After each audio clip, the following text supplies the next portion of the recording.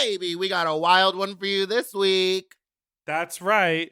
The diva, the doll. What did you just do? What were you about to do? Oh, I was just going. You're gonna knock it out of the park. Knock it out of the park. The diva, the doll. The 3 W's, honey. Weed, wine, and a wig. She'll get you there. Mama, this interview is so funny. Kelly Mantle is the funniest, so calm, but like just doesn't it feel peaceful? Peaceful chatting. I literally I wasn't screaming as much. It felt nice and peaceful. So if you're looking for a meditative chat with a drag legend and an icon, get ready for this episode with Kelly Mantle. Kelly Mantle. Dun, dun, dun, dun, dun, dun. No, it's no, it's just a regular.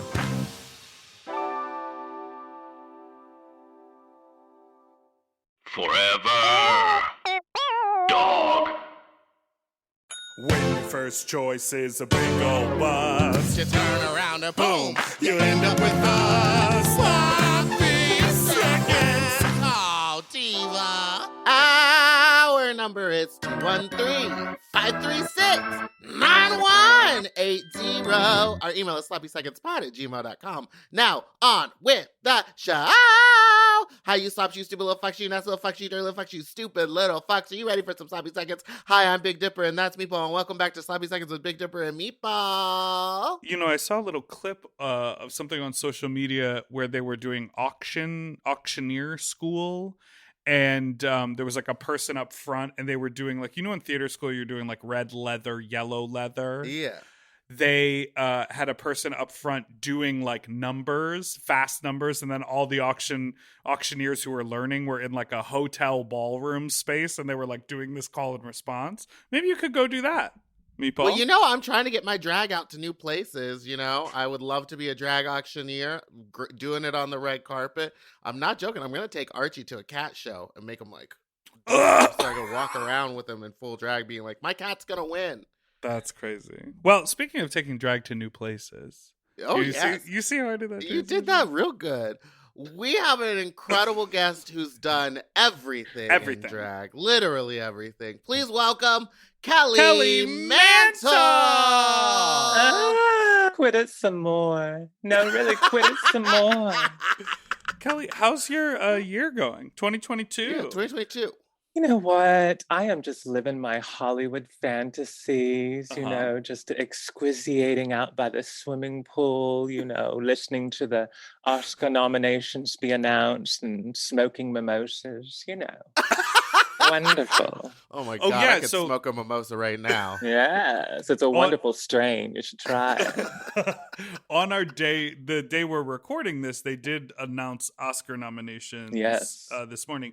And you actually, we're going to get into your very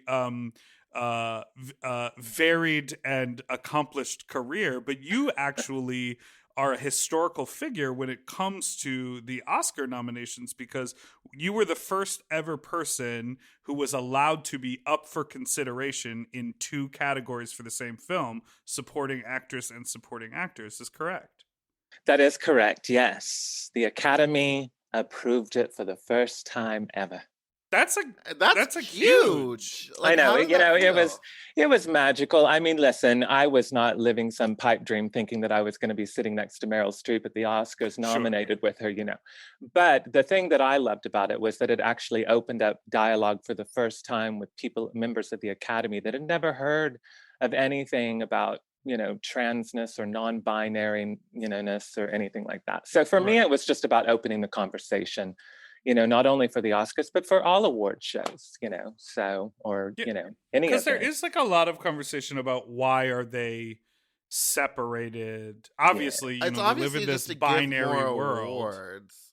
Yeah, you know, I mean, award shows are, you know, a scam, a mockery anyway. I mean, you know, you just really have to buy it, really. But, you know, to say that there's a best of, I mean, how are you going to say that Cate Blanchett's performance in this was better than Meryl Streep's in this? I mean, my God, they're both geniuses, you know? Right. So the whole thing is just, you know, kind of funny and, you know, anyway. So why not just, you know, roll with the times? Because some of us don't feel comfortable sitting in the, you know, on one side or the other. Side or the sit other. in the middle. Have you seen the nominations? I haven't looked at them yet, but did Lady Gaga get snubbed? The little monsters are mad, I darling. think they're mad, right? I saw They're something mad. that They're And mad. Kristen Stewart Kristen did get Stewart got it for nominated. Spencer. Yes. She did? Uh-huh. That's a big, Yeah. I gotta say it.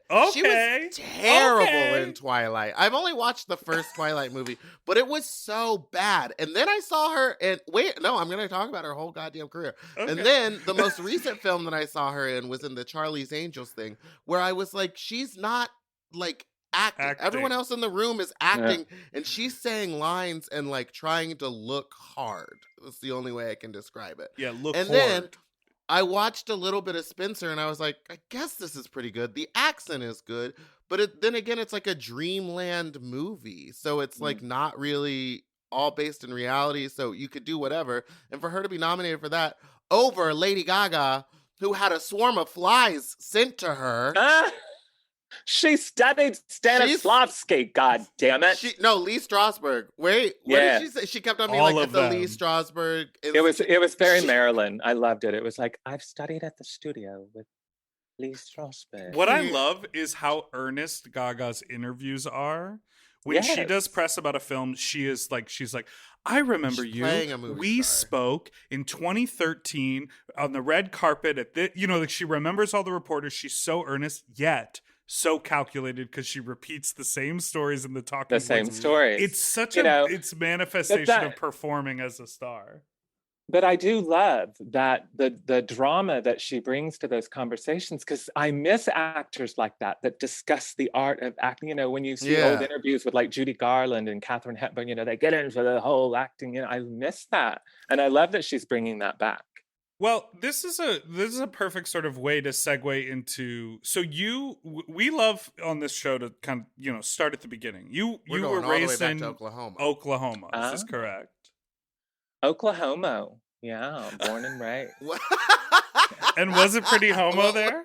Was it homo? Oh, honey, are you kidding? They don't ride with those big old rifles in the back of those pick-em-up trucks for nothing.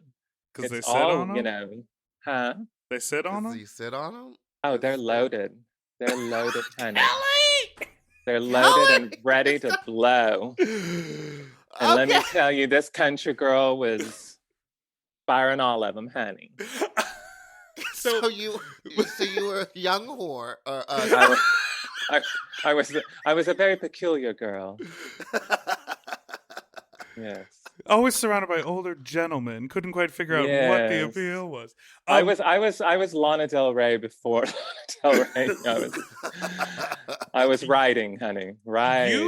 You have I feel like some people really know this about you and other people don't, but correct me if I'm wrong, your uncle was Mickey Mantle, the baseball player. Yes. That's like a very I thought famous that was pretty person. well known. Didn't you say that when you were on Drag Race? I don't remember if I said that when I was on Drag Race, but I think it's pretty well known. I mean, he was my daddy's big brother, and yeah, it's kind of a trip, I mean, I always jokingly say, I'm a switch hitter too, so it runs in the family. Ba-boom, thank you. I'll be here all night. Were there any perks or anything like that growing up with a fucking celebrity in the family? Did you go to any big sport events or whatever? Well, he played way before my time. And so by the time I was born, he was already retired because of injuries and things like that. And so for me growing up, he was just Uncle Mickey. Right. Just like a family member. And of course, I wasn't, my daddy was the high school football coach. My brother was the all-star athlete. And he's now a basketball coach. So I come from a family of athletes, and especially in small town Oklahoma, I mean, you're kind of seen as like royalty because football is like the shit, Right. And so for me, I was more, of course, I wasn't into sports. I was over here doing my acting and my music and everything. And so he was just Uncle Mickey. But it was when he passed away that I realized, wow, this is like he's like an American legend. It's kind of weird, So crazy. Yeah. So that was, cool to kind of be around that. And, as I got older, I saw, what kind of life he led and everything. So I think that's probably kind of what it's like for Beyonce's kids. Like she's just mom at home, you know? Mhm. Just mom, just She's be. just Uncle mom. Mickey at home, but then like, when know. she dies, they'll realize the Not They'll impact. realize, you. wow, Okay, so Beyonce's you were death. saying How did you get? they were Okay, somebody. so everyone in your family is super into sports. And then Yes. when did you decide like acting is what I'm gonna do? I knew from the first minute I remember having thoughts. I was like, I Oh. am a million different people living inside of me. I am literally schizo, psycho, multiple personality disorder. I mean, you Word. name it. And I was like, I'm going to turn all of this into art, So I knew very early on. And I grew up watching Carol Burnett reruns and just seeing her, the costumes and the characters and all of it, the improv. I was like, that's what I want to Oh. do. Yeah, So After college, you After went to college. Chicago. I did. Oh, And was that because it was the closest big city that had like theater, or why? Like, why didn't you choose New York or LA right away? Well, because I was just graduating from the University of Oklahoma with my little theater degree in my suitcase. Mhm. And I knew that I wanted to continue doing theater, and I got accepted into Second City in Chicago. And I was Oh! also doing classes at Steppenwolf. So that's Honey, why I went the there. heavy hitters. And the Lee Strasberg, where this is where you learn See, the Stanislavski this is where I'm having my technique, gaga and you moment. I'm got your having my gaga Stanislavski. moment. Yes. I'm talking about my trainings. I studied with Uta Hagen-Dazs. Oh my god! Yes, girl. Not Uta Hagen. I She just was is going a through my serious books. actress. I Yeah, have because like Meatball 3 went to Uta Hagen NYU for books. theater. And so I just threw out a bunch of that stuff because I was like, you didn't help me then and you're not helping me now. Donate those, hilarious. Meatball. There's little monsters out there who want to learn about Yeah, acting Goodwill. methods. Goodwill. If you want acting stuff, you go to Goodwill. If you want Were both of you drag- theater majors? Yes. No, he was Or a like- directing major. No, I was a theater major. Oh. Theater major, yeah. Yeah. I remember. Yeah. I think we had that conversation in Columbus. I think. Yeah, Okay, I in the was gonna city. ask you if you remembered Wait, that y'all were in trip, Kelly. Columbus? Yes, we did a gig together in Columbus, and we had so much fun. And I was so wasted by the time it got to his set. And I came out and tried to do a number with him, and I was just like falling all over the stage. 'cause that's- And then we kind went of back mess to that the I love to do. hotel. yes, And like I remember getting you. It was one of those hotels. It was like an old converted downtown like Art Deco building that maybe yeah. was a bank at one point and then became a hotel, whatever.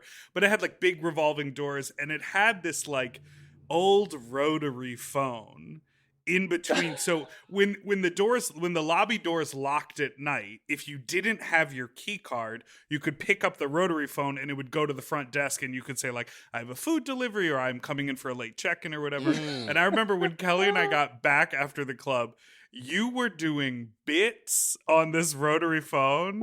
I like was. just as characters. Like you were just picking up the Oh phone and you were my like, oh God. sweetheart, no, I can't make it home for dinner. Like you were doing bits on bits. With You were just the talking two of about- us. Well, I think someone drove us, someone like from the gig drove us back. That And is I was hilarious. going to like drop my bags off to go fiddle around town later after that. And you were Yeah. on some gentleman collar shit. We had a great time. I was so stoned, obviously. I don't remember any of that, but I do remember having a great time. Yeah, that was a fun little moment in Columbus. That is hilarious. Yeah, Wait, I love that you remember that. So I want to get to when did you start doing drag? Like when did you get bit by the little drag bug? Well, my drag journey is very different because I didn't do drag in the bars or the clubs. So I you're better than literally me. no, God no. So you're Are saying you you're better than me. fuck no? Doing that 2, 3, 4 nights a week blows my brain. I'm like, oh my God, I can't. I do can't. that. I don't know how people do it. Yeah, it's insane. But no, what I'm saying is it all started from just playing like female roles or roles in theater that were just in drag, like we would make them either female or drag or Oh. so that's how it started. And then of course I've always been a little gender bender. I mean, I was a little, a little girl growing up, with just pigtails and innocence and lollipops, and then I discovered Boy George and I was like, oh, I get it. Like that's where I kind of live in that area, Oh. Yeah, so it's like all of that kind of happened that way. And so I had done a few drag shows here in LA for like charities and stuff, but it wasn't ever like a gig for me. It was like character based or No, it was just me like thinking, well, I'm gonna like go out on a hot date with some, hot straight boy afterwards, so I'm just gonna try to look pretty. got it. No, So yeah, I would show up and like sing a song. right. But I wouldn't think about, I'm going to put this look together. Like that has never been in my brain. Right. Oh. So yeah. when you were in Chicago and you were studying, were people really open to the idea of like you're in your acting class and I think now if someone were to say like a young student would the teacher would be open to like any character in the play, however you want to explore who you are or whatever. Or when you were in acting class, did you feel like you had to stick to one thing, or you walked in and you said, here's the deal, I'm always going to be acting in the female roles? No, as an actor, I love the idea and the challenge to take on any kind of role. So I was always open to being very non-binary in that way. We didn't have that word at the time. Yeah. Right. We didn't use it at the time. But, I think the word we used, I always used the word queer or gender bender. Yeah. Just to kind of mean I'm, a very gray area and I'm constantly traveling, And were your teachers like really open to that in the study and the program? Yeah, everyone That's was always cool. open to. That's kind of, you asked where really the drag interesting. started. That's kind of where it started, is because we did a scene, we did a thing for Hedda Gabler. And so I was like, why can't I play Hedda Gabler? And they're all like, Word. why can't you? I'm like, let's do it, So that's kind of where that all started, was just the idea of, playing these female roles and like, well, why not? I'm so jealous. My school, they wouldn't have let us do that. They were very much trying to butch me up. He's like, quit it. Well, I Faggot. had those people come along. I had an agent in Chicago. She's like, you're never going to work unless you butch up. Yeah, You gotta that's bend what your mine knees was. when you walk. Her name was Judith. Yeah, she said, bend your knees when you walk. You walk like a toothpick. You look like a fairy. Like, she was very that. And I'm like, but that's not me, Judith. Judith, you're barking up the wrong tree, Judith. You're barking up the wrong tree. Oh my God. Listen, let's take a quickie break. And then we're going to talk about your beginnings in LA. Yeah. Yeah. We'll be right back after this break.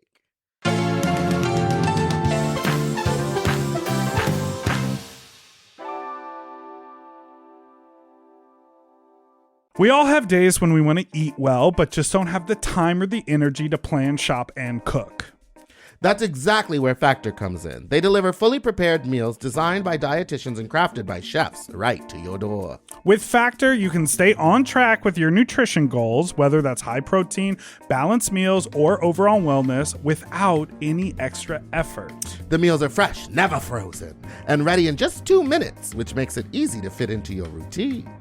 I love coming home after a long day and having a tasty and filling Factor meal. It's waiting for me, and I don't have to worry about shopping. It's quick and easy, and one less thing I need to think about when I get home. I'm feral for fish right now, and I always get my fix with Factor. I recently had their scampi-styled shrimp and salmon, and let me tell you, it did not disappoint. So get Factor today and start enjoying delicious and nutritious meals. Head to factormeals.com/sloppyseconds50off and use code sloppyseconds50off to get 50% off and free daily greens per box with new subscription only, while supplies last until September 27th, 26. See website for more details. That's factormeals.com/sloppyseconds50, like the number, off. Sloppy Seconds 50 off. Do you want to improve your sleep? Well, listen up and get a Helix. Whether you sleep on your side, your back, your stomach, Helix makes premium mattresses that are designed to fit your specific sleep style. Now that it's spring, why not upgrade your sleep game and get a Helix mattress? And you know what? What? I can guarantee you that they have a mattress for you with over 20 different styles and models for you to sleep on. I love sleep. I can't get enough of it. And I love my Helix mattress. So ever since I got the big and tall, I know we go on and on about it, but it's a perfect fit for me. I haven't had a mattress before that I was able to select a model from, and I'm so happy I got to do that with Helix. And I, too, have the big and tall model, and it's perfect for my big and tall body. I loved it so much, I got a second one from a guest room. True. Yes, baby. And the people are sleeping great in there when they eventually do sleep in there. Best of all, Helix delivers right to your door with free shipping in the US, and you can get a 120-night sleep trial to make sure that it's right for you. You also get peace of mind because Helix mattresses are backed by a limited lifetime warranty and have been recognized by experts at places like Forbes and Wired. And me. I am a sleep expert too. Period. Go to helixsleep.com/sloppy to get up to 27% off site-wide during their Memorial Day sale. That's helixsleep.com/sloppy and make sure you enter sloppy seconds after checkout so that they know that we sent you. helixsleep.com/sloppy. Get yourself a Helix. Okay, something about me. I love shopping. If you love shopping too, you have to check out Rakuten. And all you have to do is shop, shop, shop, shop, shop, shop, shop. And with Rakuten, you get cash back and rewards on almost everything you buy. Exactly. Shop. Homeware, daily essentials, jeans. We're talking eBay, CVS, and even Levi's. Ooh, so I can buy a vintage couch, tons of paper towels, and grab a new pair of jeans and still get cash back. And that's not all. You can even stack those rewards on top of sales and coupons. But Big Dipper, how does this magic work? Well, I'll tell you. Rakuten is paid by partner stores to send them shoppers, and then Rakuten passes on some of that money to you, the member. Rakuten is so real for that. Plus, Rakuten has 17 million members who are already saving. Don't you want to become one of them? Join for free at Rakuten.com or download the Rakuten app and start saving money now. That's Rakuten.com or download the Rakuten app today.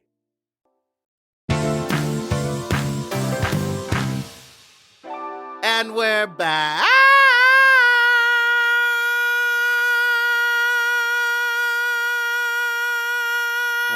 That's kind of Wait, cool. that was pretty good. Here's the thing. You completely blew out for us on the Zoom call, but I think when we hear the recording back, you'll sound lovely. Oh, steady, sustained note. Thoughts, Kelly? It was like being at a rave. Oh, because the sound It's like, dropped out. Yeah. Wait, so Kelly, you're a singer and an actor. Those things combine to meet at the dead center of musical theater. Are you a musical theater gal? Do you know Wicked? I love musical theater. Uh-huh. I've always done straight plays, for lack of a better word, but that's what they're called. Because I don't do that. I'm like, when I sing, I'm like kind of like, like Jewel. Like I have a really whispery, so I don't do that. Like that's no business, like show, like I can't sing like that, Yeah. So I don't do a lot of musicals, but I have done a lot, but they've been kind of very on the edge of like what's not your typical musical theater kind of thing. Okay. But I love it. I'm a huge fan of it. Have you seen Wicked? Alexander Billings was just on the Broadway version of Wicked. Yes. Yes, and a perfect Madame Morrible, the greatest voice for it. Absolutely. I've never seen it, but I've seen the clips, and I've seen clips with her in it, and it looks brilliant. Meatball's kind of obsessed with it. I'm like a little bit obsessed. Are but if you were to you? ask me for like individual questions, I've just seen it like 3 or 4 times. She mostly That's likes the one song. I like Defying Gravity, which she goes, ooh, ah! Have you ever done it in drags? She did a digital one. I did a digital one, and I like wasn't fully committed to it because it was digital. Honestly, digital drag was hard. It was weird. I mean, it's weird I was doing some comedy, and when you have no feedback, right? Oh, yeah. Or there's like a delayed response, or people Yeah. are like also doing other stuff while they're watching you in a Zoom. Like it was too hard. It was weird. Okay, so But have you done LA it live? You Did should you- do it live. When- no, she can't actually sing live. Yes, well, I haven't tried it yet. but- Not you jumping on yes I can so hard. Yes. Listen, if I don't That believe is in your myself, challenge no for one else 2022. will. Yes, you are going to do Wicked live in 2022. That On is the your Broadway stage. Wait, I'm just wait. Meatball, we had this conversation and then we let the idea die. Don't we want to do a sloppy seconds Wicked performance and everyone is like drunk? Yes. And it's like abridged and it's live singing and everyone sounds bad? Yes. But what if you're do so that. drunk you end up sounding great? Well, See, that's that would well, be- we just got into this conversation last week. Is that sometimes a little bit of tequila or a lot of it of tequila Yeah. really pumps up my talent. Have you ever had to run into that issue where maybe there's a crutch that you have? I don't consider it a crutch. I consider it a blessing. Okay, Sent Okay. work, bitch. Sent from the performance gods to say, you shall partake in a few spirits before you go out and performeth for the masses. Yeah, will- They baby, will I gotta- feel that running through your bloods and your veins. Yeah, they'll feel Yes. the spirits for sure. Yes. The spirits will move through them easier, quicker, more violently. And it does get violent around 3 a.m. It turns. I go from being Yes. fun to mean. Absolutely. I'm a big conveyor of the spirits, So, okay, so we what? talked about Chicago a little bit. Then what prompted you to move We to didn't Los even talk about Angeles? Mickey Mantle dating Marilyn Monroe. Did you ever steal anything of hers? Did you find anything in his house? Oh my God, I have the weirdest story about that. So I was home the last Thanksgiving I got to spend with my parents. They both passed away. But when I was home with them the last Thanksgiving, we were going through a box of old pictures and magazines and all this stuff. And I found this old, what would have been like a tabloid magazine from, back in Mickey's day. And it had Mickey and Marilyn on it. And it said, Mickey Mantle and Marilyn Monroe having an affair.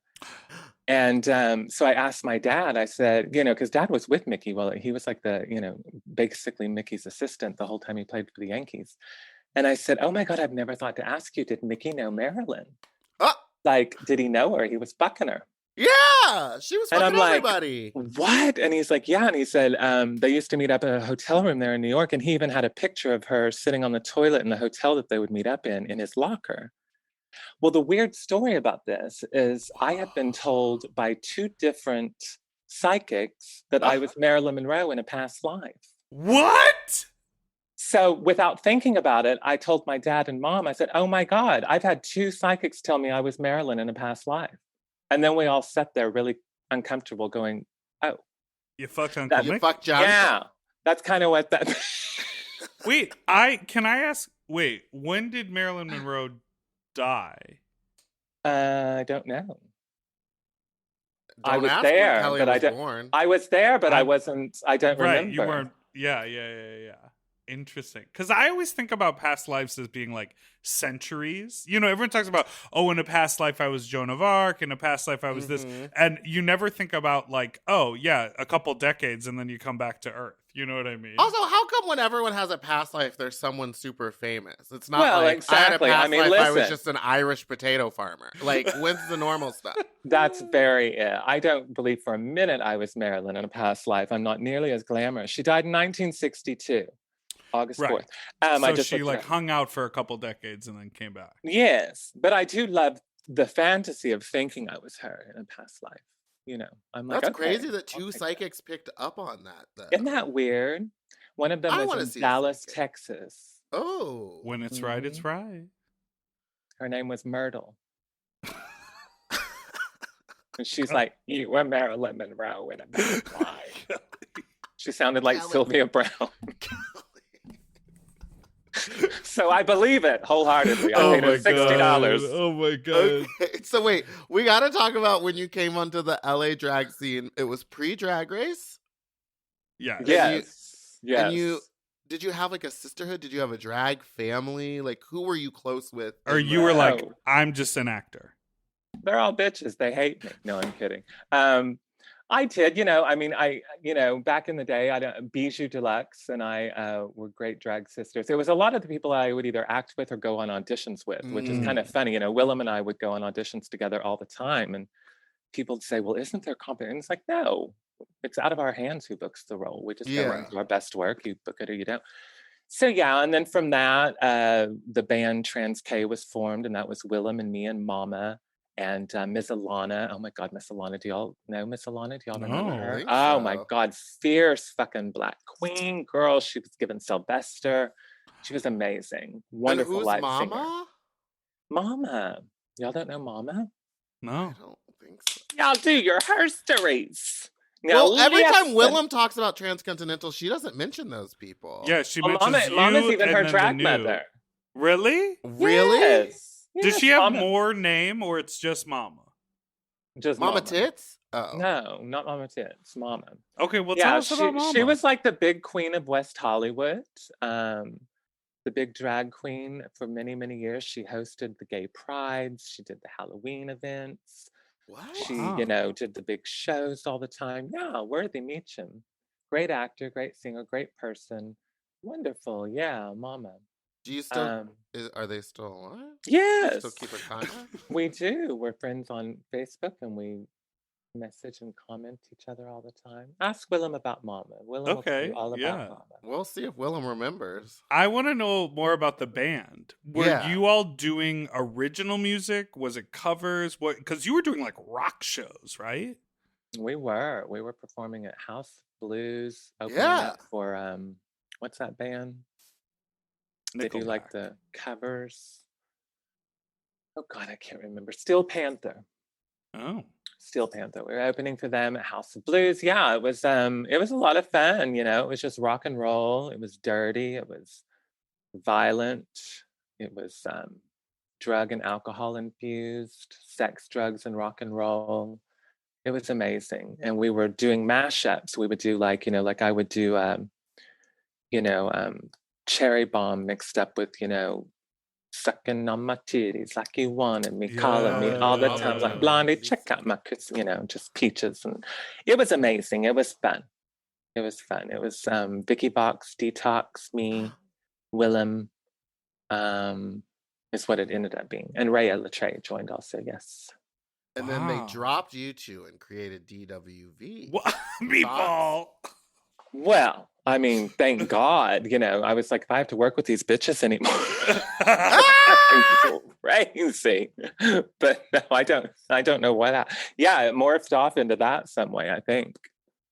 But that wasn't using the band, I don't think. Yeah, it was a different band. They were doing Yeah. their own thing. So, but you had mentioned that you had done a lot of auditions with Willem, and you've been known in the scene much longer than you were on Drag Race, or much longer than wait, let me reword that because that sounded so shady. Woo! You've been Yeah, doing so go much ahead and else. You've reword been that. doing a lot of drag pre-Drag Race. You were on television shows and acting. Most currently, you've been starring alongside Tammy Brown in the Brown season 1 and 2. I think the question you're trying, or what you're trying to say This is is not a full. The outline is a mess today, everybody. it's not. I'm not meant to script the show. These are points for you to engage in a real way with Kelly, Meatball. Well, Kelly, I'd like to talk to you about all the TV shows and such that you've done before Drag. Yes. I love this. I mean, honestly, you were doing so well. I didn't even know you were reading a script. Well, it's not a script. It's very natural. Yeah. Yeah. Meatball pulls the curtain back. So wait, what was the question? What was it like going from being like a real actor who had been on actual sets, television sets, and like union gigs, and then going to Drag Race? What was that like? What was that experience like? Well, it was full of love. Everybody say love. Everybody say love. It was a very lovely experience. I love all of RuPaul's quotes that he's repeated over and over for the last 100 years. My favorite one is, what other people think of you, it's none of your business. Right. Even But though that's she's literally actually true. made a career out of telling people what she thinks of them and Yes. making it their business. I love that. But no, it was an eye-opening experience for me because it's like one of those things when I got there and I thought, you know what? I feel like they put too much cheese on my tater tot. And you want to take it back, but then you're like, well, I can't take it back. So I'm just going to go ahead and eat it. And you're sitting there eating them one by one. And then you're starting to get sick and you're like, oh, fuck. That's kind of what it was like for me. Yeah, all of our tater tot experience. Yes. Because to me, it was hilarious. I don't take all of this too seriously. I'm a big old showbiz show pony. So a gig is a gig is a gig is a gig is a gig.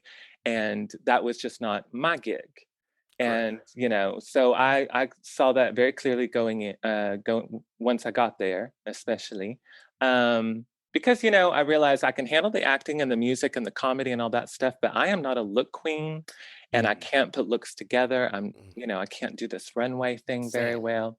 And I'm also very shy and quiet when I'm not playing a character, when there's a camera around. So that does not make for a good reality TV show person. Right. No, you went there to actually compete. Yes, like I was thinking, I'm going to go and I'm going to do the acting and the music and the comedy and stuff, and I can wing all that other stuff, And then I got there and I was like, you can't wing this shit. If you want it to look good, you either have to have a designer do it for you before you show up. Right. Or you have to be good at it. People weren't doing it season. On your season. They would look out with some designer stuff. But... Yes, I didn't know any designers at the time. I mean, I knew two that made a few things for me.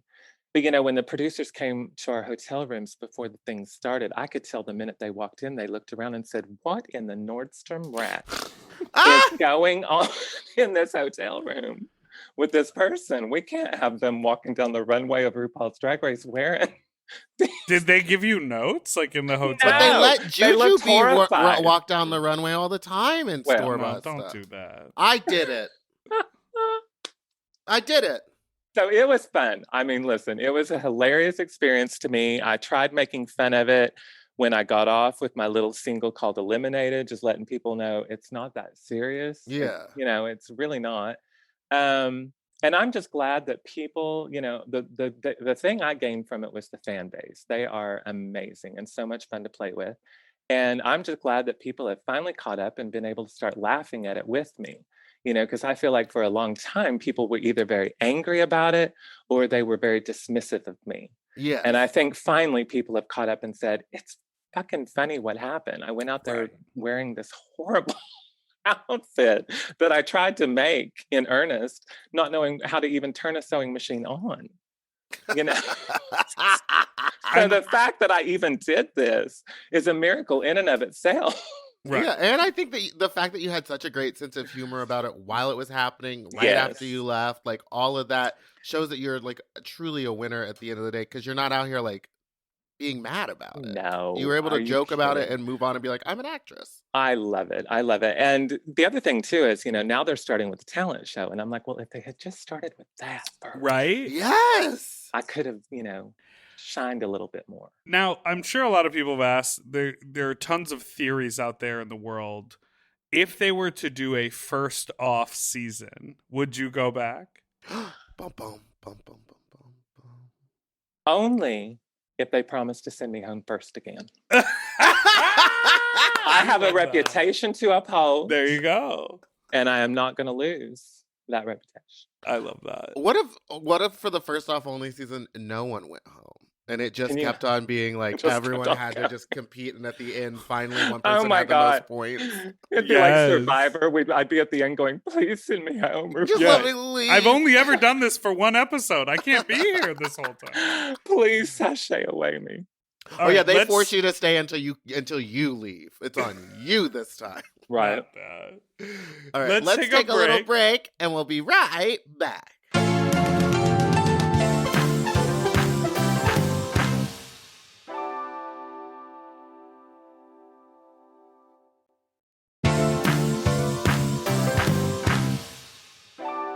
Okay, we are back, and we want to talk about the amazing series, The Browns, which there are 2 seasons of. You are a star of.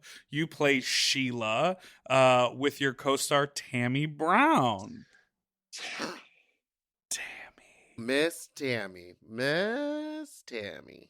I Now love talk Tammy. about a custom made acting role, Miss Oh Sheila. my God. Oh, Sheila. Oh my God, I love Sheila. She's just so wrong. She's right, you know? Yeah. She knows what she wants and she's out here to get it. Honey, she's out here to get it. She is a strong-willed, delusional lesbian, and she is living her best life right now in Hollywood. How did that role come about for you? Literally, Tammy called me up because Tammy and I, we've been friends for years, way before Drag Race.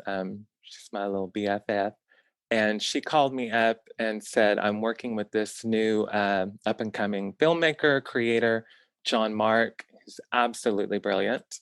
Yeah. Come over and play." And I said, "Well, what the fuck are we going to do?" And she's like, "I don't know. I have no idea what's going on." So I, grabbed some wine and weed and a wig, and I showed up, and All you need is the 3 W's. That's the three it. W's. And we were sitting out on the front porch, and they said action. And I said, "Well, what are we supposed to do?" And John Mark's like, "Well, just talk to each other." So the whole thing's improvised, just straight out of like Curb Your Enthusiasm or like, a Christopher Guest movie. And that's how it came about. And I said, "Well, what should her name be?" And we sat there and thought about it. And I said, "She's a Sheila. She's a Sheila. She's a She Sheila, really is honey." a Sheila. Because she can't get more than that out. Just Sheila. That's exhausting right there. And then you went to Mexico, right? Wasn't there the Browns in Mexico for a little bit? Yes. That was the funnest season because we were down there just like guerrilla style, just with Gabe, our amazing director of DP, on his little camera there at the ocean. And it was all just like, what should we do? We're standing on the beach. I don't know, action. And then I was like, Sheila's going to kill herself. Okay, she's gonna walk. So into she the just starts ocean. walking in the ocean, and we didn't rehearse it. We didn't. I decided right then Sheila's had enough. She's going to kill herself in PV. Oh my god. Oh my god. But so now the newer ones have to be a little bit more scripted, right? Because there's like full on action sequences and like storylines that are building. Exactly. This new season is a little bit more scripted because it is like a 5-episode arc, and it's like we have a TV show now with the network, and they're like, You're like, "No, we've got our 3 W's. We'll be fine." And they're We'll be like, fine. "We need to look at a script." Oh, we still kept those 3 W's in the contract, trust and believe. But she no, it's a little bit more scripted, but we still allowed a lot of room for improv and to take the script, on our own and add our own lines and stuff. I added a lot with Sheila just there on the spot. So we still get to play. It's such like a lovely collaboration. It's such a like really good pairing. And it what I love about it is it's not a filmmaker who is just capturing the two of you being kooky in a regular way. It's like the filmmaking is also kooky. The editing can be sort of like chopped up, like in the premiere episode of season 2. The fact that you have the same conversation in 10 different locations on like the horse farm. It's like there's no need for that, but it adds to the like kooky nature of it, and it's just so fun. It's just like it's also cool because Drag Race is the biggest stage for drag. Mm-hmm. And a lot of people who come out of there create something that looks cookie cutter like 10 other people did. They go, "Oh, I'm going to do my music video. I'm going to do my thing." And it's like, shout out to you because everyone's getting their moment. But to be able to like say, "Oh, we know exactly what the tone is and what we want to do," and make something unique that nobody else does, that's really cool. Yeah. I appreciate that. I really do, because I think that is right on. And a lot of that is owed to John Mark for sure, because his mind kind of wraps around how to put all of these crazy, kooky, characters together. Yeah. But yeah, I love it. It's so great because I can see y'all just being yourselves, but like you're playing characters. But like Tammy is such I've worked with her a few times. We've hung out in hotel rooms. She's she just did your party. Yeah, she just did Fat Slut. Yes. She's hard to sometimes wrangle and get her to stay focused. But for some reason on the show, it just seems like it's probably a lot easier to film her than it actually is. But she's so good. Well, because she has shit in there saying "pull it together." You want them to right now. There And is a she's like, network behind us. I'm trying, but I'm dancing away. I'm dancing, love pinata. And I'm Yeah. like, Tammy, pull it together. We have to go home. Now, when she tells you a wild story, are you able to follow it from point A to point B, or do you just kind of go through the whole alphabet with her? I have become the Tammy whisperer. I am the Tammy translator. I have learned how to navigate it all now. And it is a choppy sea to get through. It is. You know, but when you do, you're like, oh. But you don't realize it till a couple days later, and then you're like, wow, that was actually kind of genius. And I just realized what she was talking about. The dead body. And that's the gift of Tammy. Yeah, I found a dead body while walking my dog. Now, did you find any dead bodies on the set of The Bitch Who Stole Christmas? Okay. I did. It was rude because they propped her up on that green screen, right? Girl, she fell from that tree and I had to step over her dead body. It was terrible. I called SAG after and said, I will not stand for this anymore. And they said, we don't have that production on our books. They were like, The Bitch Who Stole Christmas, never heard of it. Never heard of it. We did a watch along of that on this podcast. So we watched the whole thing and talked our way through it, and we screamed when you appeared on the little bus station cameo. It. I so love funny. little old Madeline, honey. She was Yes. lost. And I told them, I said, now y'all gonna give me this role with 2 lines, but you know she's gonna become Madeline. Yes. And so she's going to have a name. She's going to have a backstory. she's gonna have a name, a backstory, everything. She will be in character the whole time, method acting. Completely. I mean, I was pretty much lost from the moment I got to set. But yeah, no, that was so much fun. And the writers are such good sports, and they were great. And the crazy thing is, I don't think a lot of people realize this. We shot this out at Disney Ranch, which is out in like the freaking wilderness. And it was like the middle of June, and it was literally like 100 degrees where we were. Yeah. And I'm in a scarf and a beret and an overcoat, and I was like, not them putting drag queens in Christmas in more clothes. Clothing. Oh, but you know, Rupa, all of her scenes were indoors. They were all in a green perfectly, screen. yeah. We clocked this amazing in the final scene when the Rue's character like comes and they all hang out and they're by the fireplace and they're all hanging out. There is a body double. It's someone Rue's in body Rue's double wig or a similar wig with their back to the camera, and everyone else is like kikiing and cheering. So the moment they got her front coverage, she out. That is hilarious. She's like, no, I'm gone.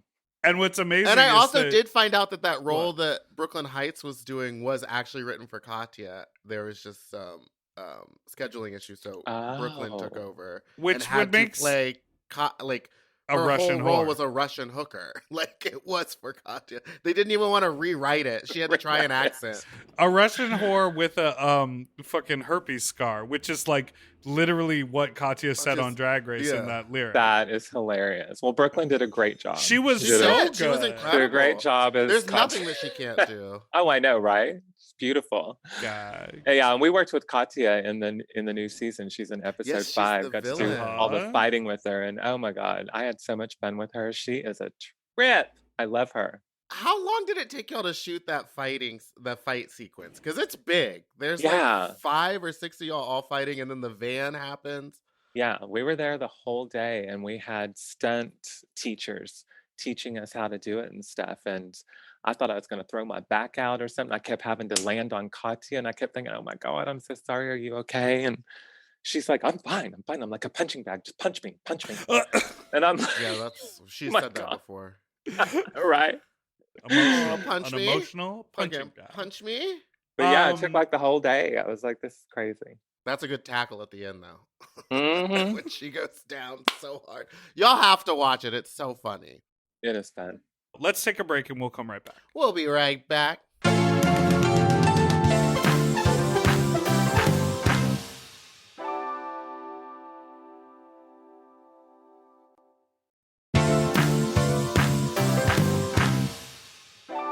And we're back. So, Kelly, our final segment is the segment we like to call Fuck Talk, in which we tell a graphic, possibly embarrassing, hopefully celebratory, sexual story from our pasts. Thoughts? Now, feel no pressure to do this if you don't want to engage, but I feel like you're quite the mystery. Are you single, married, divorced, divorcee? You have sex you at your married? gigs? Did you get catch a lot of trade at the Trans K shows? Girl, she has always caught the trade at the, what was that place called? Peanuts? Peanuts, but what was that restaurant afterwards? The Yukon? Yes, the Yukon Mining Company, honey. Oh, honey, she lived back in the day, girl. Tell us. Yeah. This is Tell what us, we need to tell know. us. No, well, you were asking if I'm in a relationship. I am in a relationship. With an my army man. He's in the Marines. Marine. Yeah, it's different than Army. He'll kick your ass if you say that for some reason. They Please. have something. I would Please, like I'm it. a punching bag. Yeah, I'm a punching no. bag. He's hot. You would love it. It's amazing. Ah! I'm kidding. I'm But you're kidding. not. No, he's amazing. James is amazing. He's actually going to LA Film School now and an aspiring filmmaker. Yeah, super cool. Uh-oh, Oh, dynamic it's gonna be duo. in-house. Right, I got my own little Quentin Tarantino TNT. You're like Totino's pizza roll. Yes, okay. girl. So Mhm. okay, so you're in a relationship, but we want to hear. We're obsessed with this idea. Raj and Delta have a show on our network called Very That. They talk about peanuts all the time. They talk about that sort of like moment. What was your experience like? It seemed like there were different nights at Peanuts, and everyone would end up at the Yukon afterwards. And I always say this. I was obsessed with dating. I don't know why. I was always obsessed with dating because I'm such a people, like I love just finding out about people, like getting into the nitty gritty of people. And that's the actor in me. Like I want to know, and the writer, I want to write all these crazy stories. So I was obsessed with dating and I would go out on these dates with I was literally with like the village people. It's like I had the fireman, the LAPD officer, the pro basketball player, the rapper, just all these like silly stereotypes that, you think of, but that's what they did for livings. And we would just go on these dates and connect. And like, I don't know, it was fascinating to me. But then I was always that one that was like, okay, well, that's all I wanted. I got a free dinner and we got to connect and goodbye. That's all I wanted. I just wanted to find out the humanity of this situation because it intrigues me. A pro basketball player and you weren't yucking on his dick in the car? Well, I'm not going to say that some of the dates didn't lead to other extracurricular activity. okay. Certainly some of them did. But at the end of the day, that is the main reason why I was on this date, was I wanted to find out about the surrealness of this situation. But I bet you got That proposed. Go ahead. Gave me a flashback to one time that I completely forgot about. What? So there's a club, I can't remember what it's We called. unearth a lot of trauma on this podcast. This Go one ahead. wasn't trauma. Okay. But it was I was in Pasadena at the Boulevard, early drag. I was very ugly. And I had just packed up my stuff and the bar was pretty much closing, and how the girls like kiki and stick around after the bar closes. Well, there was a patron who stuck around and he came over to me and started talking to me and was telling me all this stuff about how he was like ex-military and he had just moved back and was like looking for friends and wanted to know if I wanted to hang out. And I was like, well, I'm kind of busy right now, but maybe another time. And he was like, well, do you need a ride home? And I was like, yes. So we got in his pickup truck and he drove me all the way home. And once we got back to my place, I was like, you want to go watch some TV? And so we went up and I was like, I'm just going to go to the bathroom really quick. And I took off my makeup in the bathroom while he was just in my home, like in the living room of my apartment. And I took off my makeup. And when I came out, he was so upset that I took my makeup off. He was like, oh. And I was like, yeah, I just wanted to get it off. And he was like, yeah, so I gotta go. It was just like we were like still drinking and doing stuff. And I was like, oh, okay, goodbye. And then he got lost in my apartment complex. Girl, he wanted the fantasy. Why you didn't want to give him? You didn't want to give him the fantasy? Well, because I thought, I was still very young into drag, and I was like, this guy wants to fuck me, but like no part of my brain was like, he wants to fuck me as a fat, ugly Girl, woman. the game is the geesh. I didn't know. So that's what they've been saying at Peanuts. The game is the geesh. The game is the geesh. For you, I know. For me, it wasn't a geesh. It was Just who I Yeah. am. So, Yeah. how would you describe yourself? Because you're quoted on Google as saying, describes herself as a lesbian, transgendered gay woman. They didn't get that joke right. The joke is whoever Fuck wrote that Google. did not do well on that. The joke is I am a gay, bisexual, transgender lesbian. I'm all the. It's not a joke, actually. Oh, It's right. just the the truth. truth. It's just a funny thing to say because I'm all the above, honey. I'll eat anything with a sneeze guard over it. It don't matter Whoop. to me. Ooh. Would you consider yourself a sapiosexual? You know, someone who's like turned on by Ooh. intellect. I like that. I've never heard that before. Really? What if- Sapiosexual. Let me make Well, sure. okay, I turned get the on by intellect, but what if I'm like turned on by dumb people? What Well, does that see, I mean? get turned on by dumb people too. Me too. The big So dumb maybe idiots. there's a sapio dumb dumb sexual. Yeah. sexual. Yes, someone who finds intelligence sexually attractive or arousing. If I'm in the mood, yes. Like those dates that I was talking Yes. about. Like that. Yes. Yes. But I also get a little turned on when someone's just completely fucking stupid as fuck. Let me see if there's a term for that. Yeah, I like them real You know. dumb, big head. Yeah. Where you're just like, you don't even know You have no clue. Oh, anything it's about called anything. morophilia, being sexually attracted to stupid. Well, no, that sounds like a disease. It sounds Well, in the right sapiosexual context. sounds hot. Morophobia. Wait, what is it? Philia. morbid phobia. Morbid phobia. That's insane. It something that I find interesting, Meatball, this is a conversation Meatball and I have had too, is like, if someone comes to see a show of yours, right? They see you in a play, they recognize you from TV, they come to a performance, you're singing, you do comedy on stage, and then they want to get sexual with you. Are you able to do both of those things with that person? Because for me, I much would rather have sex with someone who doesn't know me as a performer, who sort of knows my regular name, who isn't like, oh, I saw you on stage or I saw this photo of you, blah, blah, blah. It's almost like a turnoff. I try to like get away from it. You just want to be, Kelly from around the way. Yeah, I mean, I think if it were happening there at the very moment, like they had just seen me perform on stage, it's kind of different when someone says, oh, I saw you on a TV show or a movie, because that was maybe some time ago or something. And that's to kind of be expected. You think, well, if they watch it, they might have seen me. But yeah, if it were to happen like right there in the dressing room, I'd be like, well, you got to give me some roses and some champagne first, because you just watched me perform and we're in my dressing room and I have the necessities that needed to be met. Kelly's a class act, girl. You are so classy. I'd be Me and like, Meatball all right, would be let me like, get suck back on to the whose hotel. dick. Okay. Yeah, exactly. Well, now that's not to say that I'm going to be all sloppy when it happens, know. But we got to lead up to that point, I can't just go from sentimental to sassy to sloppy all in the same. Also, I think it's different for me because, like, by the end of one of my shows, I'm just gone. I'm like wasted.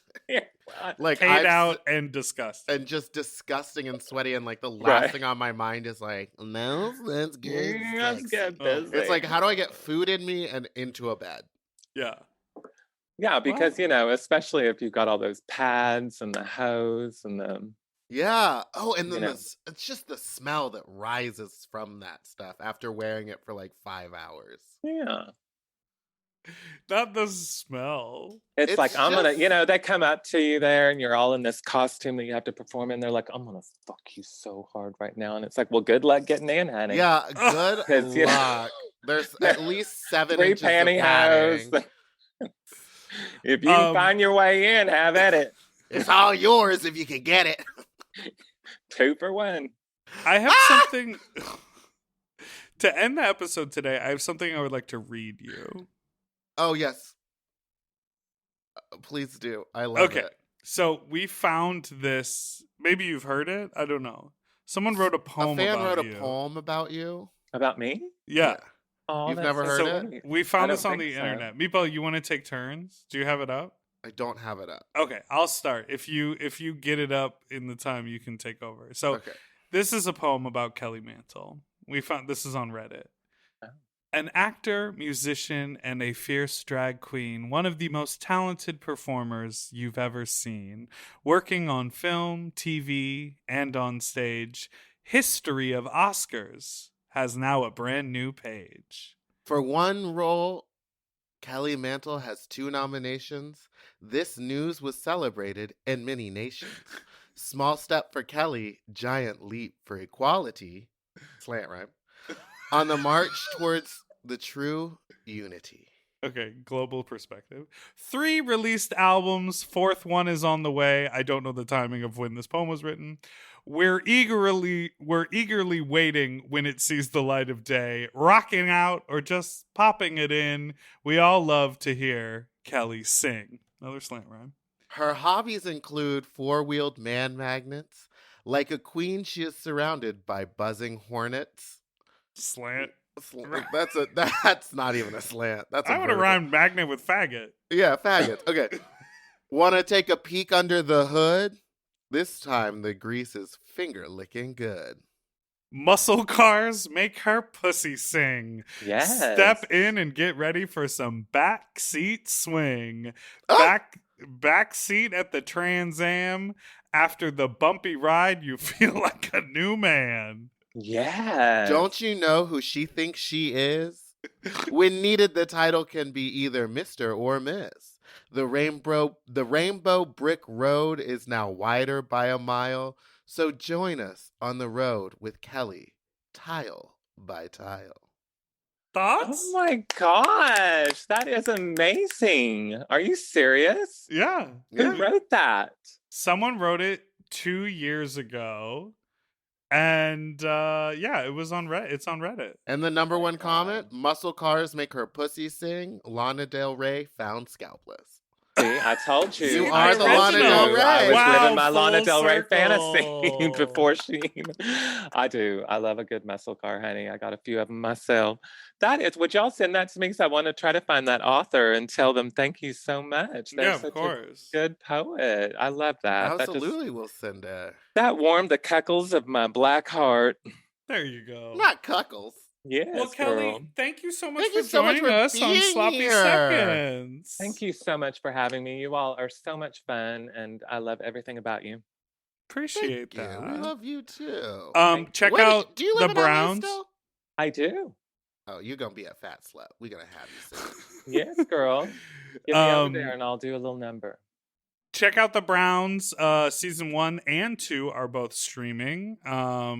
Kelly will probably pop up on many episodes of television if you're looking at things. Do you have anything coming out soon? I saw there's a lot of stuff in post-production on your IMDb, but anything pending coming up soon? Yeah, I've got a few indie films coming up. I'm a little indie darling, you know. Mhm. Ooh. I'm very excited about them. Some great scripts, some great acting. One of them has some other Drag Race queens in it, Alaska, Laganja, Vicky Box in it. So yeah, it's going to be super cool. I can't wait till that comes out. Cool. Cool. Yeah, and then I'm working on my music. It's going to get out here in 2022, hopefully. We love it. Never know. Well, All right, thank Meatball, you so give us much the for outro. Thank you so much for listening to Sloppy Seconds. You can follow us on Instagram at sloppypod. You can send us an email to sloppysecondspod@gmail.com or call in with your fuck talk story to 213-536-9180. You can follow us on Instagram at Big Dipper Jelly and Spiciest Meatball or Fat Drag Meatball and Big Dipper Jelly on Twitter. And on TikTok, Big Dipper Jelly and Meatball the Drag Queen. Don't forget to subscribe so you don't ever miss an episode, which come out every Tuesday and Friday. Goodbye. Goodbye. Doodle-doo-doo. Forever dog. To listen to Sloppy Seconds ad-free and 1 day early, sign up for Forever Dog Plus at foreverdogpodcast.com/plus. Sloppy Seconds is produced by Forever Dog and Moguls of Media, a.k.a. Mom. Hosted by Big Dipper and Meatball. Music, editing, and sound design by William Pitts. Executive produced by Willem Belli, Alaska Thunderfuck, Big Dipper, Joe Cilio, Brett Boehm, and Alex Ramsey. Our artwork was drawn by Christian Cimarroni. And our theme song was written by Mike Malarkey.